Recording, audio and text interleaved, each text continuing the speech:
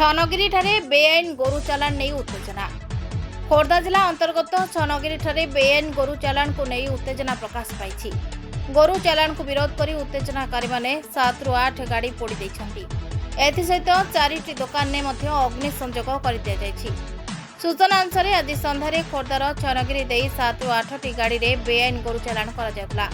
स्थानीय लोके ए बाबदरे सूचना पाई गोरु गाड़ी को अटकाइथिले। गाड़ी गोरु मानक छाड़ी देथिले। या परे निया लगाई देथिले। अभियुक्त मानकर विरोध में दृढ़ कार्यानुष्ठान 16 नंबर जातीय राजपथ अवरोध होछि। फल यातायात प्रभावित होइछि। सूचना पाई पुलिस घटनास्थल में पहुंची उत्तेजनाकारी को बुझासुझा करुछि। अन्यपटे जातीय राजपथ में शह शह गाड़ी अटकी रही। खोर्धारू प्रियंका महापात्र रिपोर्ट, प्रतीक्षा न्यूज।